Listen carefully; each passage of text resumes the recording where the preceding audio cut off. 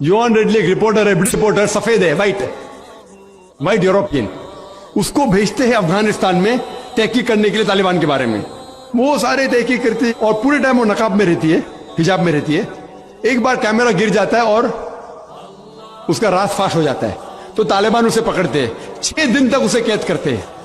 और जिस तरीके से तालिबान ने उसके साथ बर्ताव किया वो उस लेक्चर में कहती है कि लोग जब उन्हें पकड़ते हैं तो बोलते कौन इसके साथ है, तो आदमी को लेके आते हैं, फिर उसको लेके जाते हैं और सब लोग घेर लेते हैं। तो वो सोचती है अभी चंद मिनटों में ये जाहिल लोग मेरा कत्ल कर लेंगे। शायद हो सकता है क्या 10-15 तालिबान मेरा बलात्कार करेंगे, उसके जहन में ये सब जा रहा है, सोच रही हो सकता है कि मुझे झाड़ पे से लटका देंगे। वो एकदम डरी हुई होती, 1 घंटे तक लोग उसे घेरते लेकिन कोई भी सामने नहीं आता।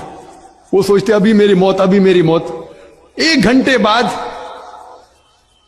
एक अफगान औरत आती है और उसके जिस्म की जांच पड़ताल करती है। फिर उसे पता लगता है हां ये लोग समझते हैं कि मेरे पास हथियार है। वो इतना तेज में आती है, अगर उन्हें मेरे से पूछना चाहिए, हथियार में बोलती नहीं है। 1 घंटा तक के मैं तड़प तड़प के मर रही हूं कि ये आज मुझे मारेंगे।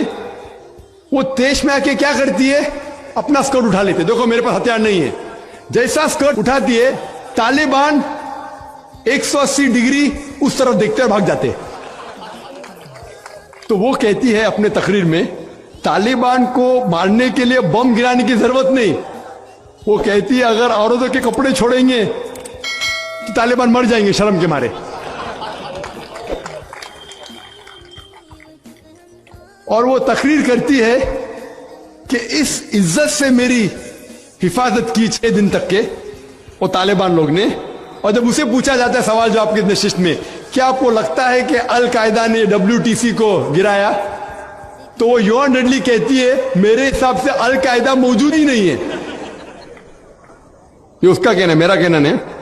और जब उसे आजाद किया जाता है 6 दिन के बाद, और जब बाकी रिपोर्टर्स पूछते आपके साथ क्या सलूक किए, तो उन्होंने कहा इतना अच्छा हुस्न सलूक किए कि रिपोर्ट के अंदर ही नहीं आया।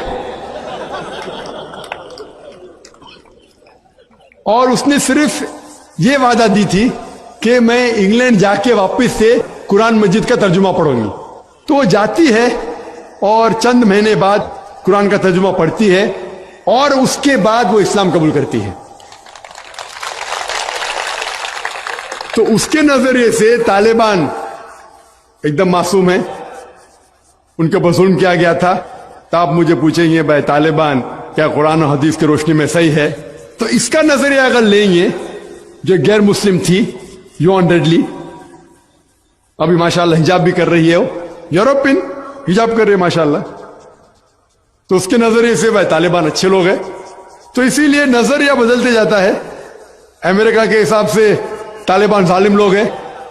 तो मीडिया ऐसी चीज है कि कोई भी हीरो को जीरो बना सकती है।